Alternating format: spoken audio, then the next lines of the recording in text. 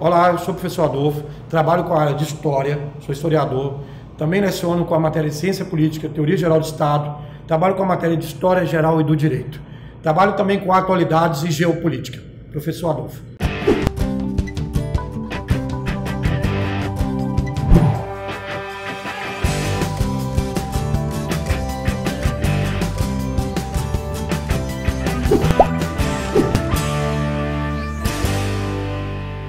Eu sou o professor Adolfo, nós estamos aqui com a aula de História do Direito. O tema é o direito no Egito Antigo. Muitos ouviram falar, eu creio que a maioria sabe o que é o Egito, e vão lembrar logo de pirâmide, de esfinge, dos faraós.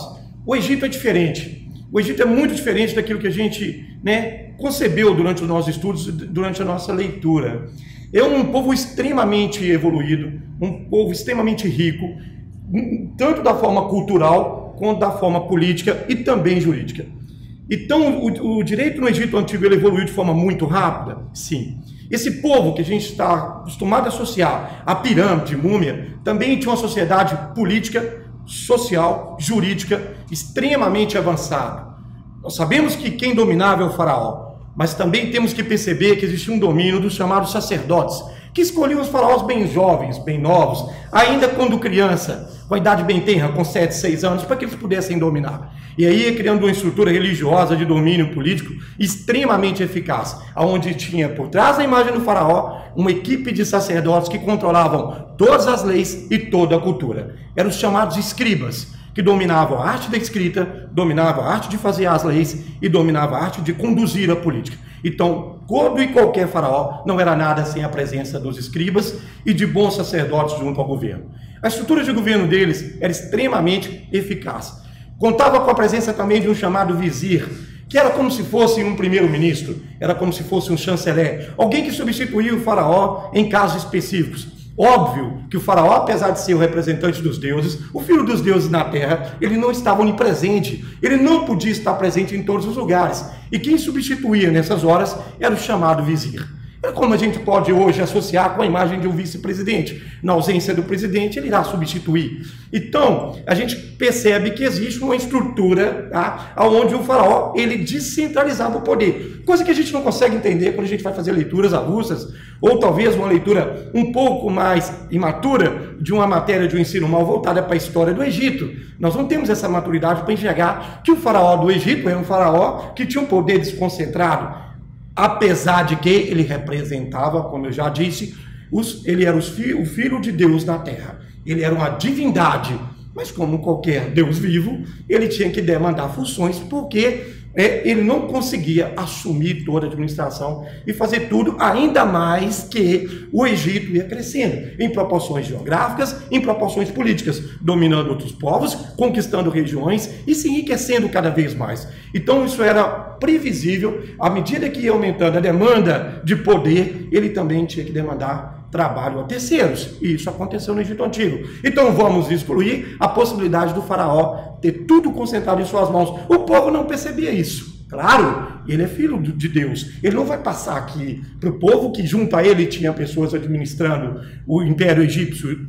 Óbvio que não, passava como que tudo caísse em suas mãos. A estrutura jurídica deles era impressionante. As mulheres, por exemplo, pela primeira vez na história antiga, as mulheres puderam ter direitos. Por que puderam ter direitos? Vamos associar o direito da mulher voltada para uma concepção de necessidade. Então, os povos antigos, que a mulher tinha direitos, que esses povos davam direito às mulheres, era porque elas, de alguma forma, eram necessárias. Se a gente buscar dentro da sociedade moderna, quando as mulheres começaram a ter direito, nós vamos enxergar Estados Unidos de 1913, 14 e muito voltado para 1915. O que acontecia no mundo em 1915? Primeira Guerra Mundial. E por que os americanos deram tanto direito nessa ideia de mundo moderno para essa mulher de 1915? Porque os homens estavam em guerra. Aí vai essa associação que eu estou querendo passar para vocês, que diante de uma necessidade de uma sociedade moderna, recente, onde o homem estava em guerra, a mulher foi necessária. Então não é porque eles eram bonzinhos e queriam dar direito para as mulheres, era porque a mulher era necessária para assumir o posto de trabalho do homem. É assim no Egito Antigo. O Egito construía em proporções faraônicas, como diz a imagem do faraó, é preciso levantar monumento aos deuses. Então, a proporção de construções era gigantesca. Então, vai demandar trabalho. E aí, as mulheres vão poder trabalhar nas obras. E um detalhe, a partir da hora que você trabalha, a partir da hora que você gera, de alguma forma, renda, você também gera imposto. É muito interessante para o Estado, a partir da hora que ele tem a mulher trabalhando, ela vai pagar impostos. Então, de uma forma ou de outra, o Estado vai ganhar.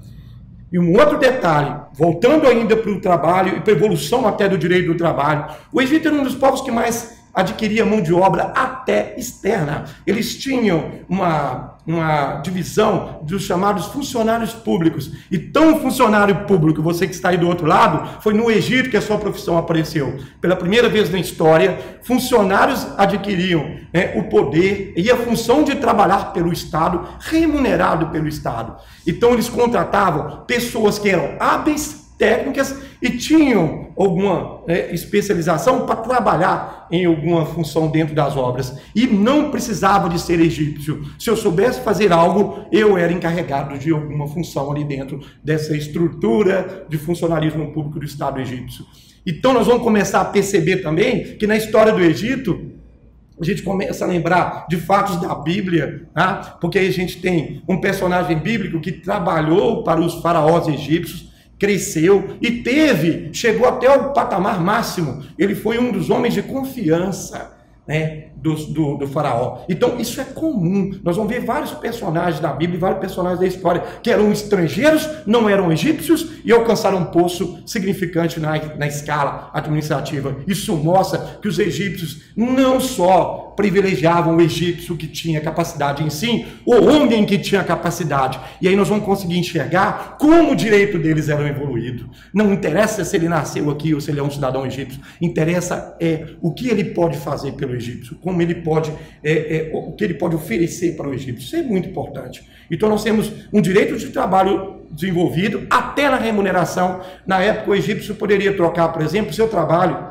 por impostos. Então, se eu não tenho condições de pagar imposto, eu vou trabalhar 2 dias nas obras da grande pirâmide. Então, se eu não tenho condições de pagar o imposto, eu vou trabalhar na construção de um templo. Eu pago o meu imposto para o Estado. O Estado se diz por satisfeito porque eu estou pagando de uma certa forma. Trabalhando, eu estou evitando que se pague um outro trabalhador. O Estado egípcio também pagava os impostos, ou cobrava os impostos de forma eficiente, através do que ele fornecia aos trabalhadores. Hoje quebrou-se uma regra e um tabu, uma visão que existia antes, que era que o trabalhador egípcio maior, de uma forma majoritariamente, era de escravo. Não é. A história é recontada. A história não é uma matemática. Não é que igual 1 mais 1 é 2 o resto da vida. A história, ela todo dia se descobre novos fatos. E aponta-se que hoje, que a maior parte, mais de 90% das obras foram feitas por trabalhadores remunerados. Como eles remuneravam os trabalhadores? Pagando com cerveja, isso sim. A cevada surgiu no Egito Antigo e era uma forma eficiente de se pagar trabalhador, porque os campos de cevada eram administrados pelo faraó. Então, quando você tem um povo... lembrando, a cerveja egípcia, o teor alcoólico dela era de torno de 78%. Você gosta de cerveja? Imagina, 78%. Que bacana, que maravilha. O trabalhador, depois de um dia do trabalho, levava um pote de trigo, que era a base da alimentação dele. Ele comia trigo, pão, era a base da alimentação dele, carne, raríssimo, era mais para a monarquia, era mais para a estrutura da realeza. Então era trigo e recebia depois do trabalho um pote, um jarro com 2 litros de cerveja. Imagina aquele trabalhador, mesmo depois de um dia cansativo, árduo, ele ia para casa satisfeito, com a sua cerveja extremamente alcoolizada e com um bom suprimento de trigo, onde ele se alimentava, dormia cedo, totalmente alcoolizado, feliz da vida, mesmo sabendo que iria ter que carregar pedra no outro dia. Era uma forma do Estado. Aí vamos enxergar o quê? O Estado já está oferecendo algo para a população ficar feliz em torno de uma gratificação, em torno de uma bebida e de uma comida. A gente sabe onde é que a gente quer chegar, né? Mas, portanto, o Estado fazia o seu povo satisfeito. O Egito era assim. O povo tinha orgulho de ser egípcio. Nós vimos a mulher que tinha direitos, não tinha direito de primogenitura. Mas eu vi num vídeo, professor, que o egípcio, quando ele morria, o filho primogênito assumia. Isso, gente, é uma mistura de uma concepção adquirida do povo judeu, do povo hebraico, que lá entre o povo hebraico tinha sim uma questão de herança passada de pai para o filho mais velho do primogênito. Eles vão adquirir isso depois, eles vão copiar isso depois. O direito egípcio era muito aperto a recepcionar que existe direito mais avançado entre outros povos. Vai chegar o momento deles adquirirem essa concepção da primogenitura, mas a maior parte do tempo não. O direito era igual para os filhos homens, para os filhos menores e para as filhas. Então, nós temos uma visão de direito de herança para as mulheres também. Então, atingir as mulheres. Tinha uma estrutura jurídica extremamente avançada no meio de divisão dessa estrutura. Nós falamos do vizir, que era como se fosse um chanceler, um vice-presidente. Tinha os conselhos de legislações, onde eles tinham o critério de guardar todo o ato jurídico no Egito. Era escrito, era público, tá? As pessoas podiam participar daquilo. Olha a evolução. Então as pessoas, pela primeira vez na história do homem, puderam assistir tribunais, audiências. Antes era fechado. Se a gente nos remeter ao Hammurabi, na Mesopotâmia, isso era fechado, era só para os reis e sacerdotes. No Egito, não. As pessoas podiam participar daquele ato. Não diretamente, mas pelo menos assistindo. Isso era uma evolução extremamente muito grande para a época. Você dava a oportunidade. A partir da hora que você faz uma audiência pública, você está expondo a forma de julgar, você está expondo as leis que você quer que seja utilizada. Isso é uma forma de que aquilo seja mais justo. Então, tudo ali naquela audiência era escrito, guardado. Aí a gente tem a evolução do pergaminho, porque antes, imagina, na Mesopotâmia, eles guardavam placas de argilas pesadas, onde tudo era escrito. Aquele era difícil de manusear, aquele era difícil de armazenar. Agora no Egito tem um papiro, onde eles fazem pergaminhos, é fácil de guardar, é fácil de catalogar. Então eles têm salas onde eles armazenam os textos jurídicos. Ali naquelas salas tem pessoas que vão ficar encarregadas daquele armazenamento, daquele estudo, daquela manutenção daquelas obras. Obviamente que isso vai gerar pessoas que entendem do direito. O direito não está concentrado na mão do sacerdote e não está concentrado na mão do faraó. Existem pessoas para auxiliá-lo. E aquelas pessoas que estão dentro ali daquele local preparam o direito e formam o chamado Conselho de Legislação. Então, quando o juiz indicado pelo faraó ou o próprio faraó tem alguma dúvida jurídica, ele chama o Conselho dele de Legislação e tem ali um contato e esclarece aquela dúvida ou resolve um problema. É importantíssimo. Ele não tem como saber todo o direito, então ele conta com a equipe para ajudar. Coisa moderna que até hoje existe. Nós temos também o Conselho Administrativo, onde existe o conselho chamado na época Conselho de Ministros, onde existem pessoas que entendem de cada área, administração, economia, saúde, onde vão ajudar o faraó a administrar. Portanto, o Egito, em todos os conceitos, em todos os termos, ele era extremamente eficiente. Ele conseguia agradar o seu povo, ele conseguia agradar os deuses e manter uma ordem. Talvez até pelo próprio isolamento, né? O Egito era bem isolado dos povos da época. Esse isolamento vai ser quebrado, vez ou outra, por tentativas de invasões de povos como os hititas da Mesopotâmia. Mas eles conseguiram, de uma certa forma, manter um controle sobre as áreas dominadas. Se a gente pegar as penas do Egito Antigo, o Egito tinha uma coisa curiosa. As penas, elas não eram só penas em vida, penas para o mortal. Como eles acreditavam na vida pós-morte, aquele significado das pirâmides, mostrava isso, onde eles tinham que ser sepultados, ali deixavam água, alimentos, para que eles pudessem continuar vivos na outra vida, para aproveitar daquilo que eles fizeram na terra. Então, se eu fiz algo de bom, se eu fui alguém poderoso, maior vai ser a minha pirâmide. No Egito tem mais de 2.000 pirâmides. Engano você que acredita que no Egito tem 1, 2, 3... Kefem, Miquerinos, Queops, não. De acordo com o seu poder aquisitivo, você construía pirâmides. Você entra dentro de um cemitério hoje, você vai ver túmulos, e aí tem túmulos de mármore, jazidos de mármore, com azulejo bacana, de acordo com o seu poder aquisitivo. Na época era a mesma coisa. Por que as pirâmides dos faraós eram gigantes, imponentes? Porque eles tinham dinheiro, eles tinham poder. Então eles eram levados para ali, enquanto faziam uma passagem para outra vida. Isso mostra que eles acreditavam na outra vida.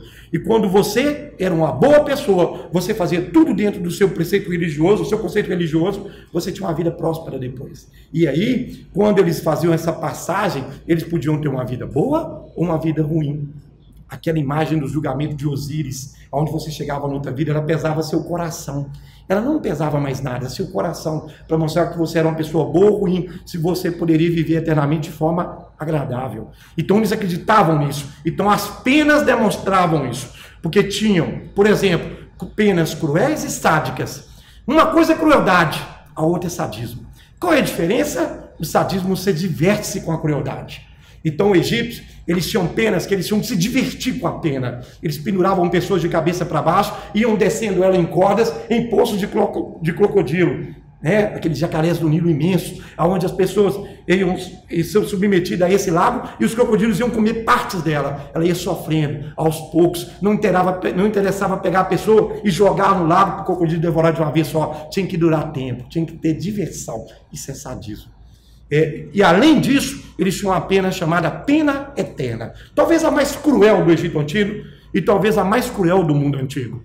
Porque passava a pessoa que ela ia sofrer essa pena e essa crueldade extrema o resto da eternidade. Eles não acreditavam na vida eterna, então eles iam morrer e renascer. E o que consistia essa pena? Vocês já devem ter visto o filme A Múmia. Várias vezes passou na Globo, nessa sessão da tarde, e às vezes você deixa um detalhezinho do filme histórico passar, porque você não tem o conhecimento histórico. E aí você vai achar que aquilo é uma grande aventura e vai deixar passar essa cena. Só que tem uma cena que o traidor do faraó, o que justamente se torna a múmia depois, por ter cometido uma traição seríssima para o faraó, contra o faraó, ele é submetido à pena eterna. Ele é mumificado vivo. Isso consiste em colocar uma cera quente em todo o corpo dele, enfaixá-lo, amarrá-lo e colocá-lo dentro de um sarcófago vivo, onde ele era lacrado. Só o lacre já identificava parte das leis do Egito Antigo voltada para a mumificação e para aquele processo de pós-vida, onde a pessoa tinha que ser colocada no sarcófago, deixar o sarcófago de uma forma que ele conseguisse abrir para poder sair para outra vida. Esse não, ele era lacrado. Então ele não podia sair dali. Ele estava imóvel, agonizando por causa da cera quente e a faixa. Deixava o objeto, a boca dele para ficar aberta. Pelo um orifício eles colocavam escorpiões, aranhas, serpentes. Aquilo entrava dentro do sarcófago e começava a devorar. Qual era a visão do Egito Antigo para aquele tipo de pena? Que ele seria devorado, estaria em agonia eternamente. Ele reviveria, seria devorado. Reviveria, seria comido por aqueles vermes, por aqueles animais. Então isso era uma cena de horror para quem era cometido por esse tipo de crime, por esse tipo de pena. Só que era extremamente voltado para quê? Crimes contra o Estado, crimes contra a religião. Você quebrou a confiança que você tinha no faraó e nos sacerdotes, você era submetido a isso. Agora imagina para uma pessoa que acreditava na vida eterna, saber que ele ia morrer e reviver sendo devorado por esse tipo de animais. Então o Egito, apesar de ter um Estado extremamente organizado e de ter uma política eficiente, como qualquer outro império, como qualquer outro grande império da humanidade, ele vai sucumbir a outros mais poderosos. Essa foi uma aula de História do Direito com o professor Adolfo.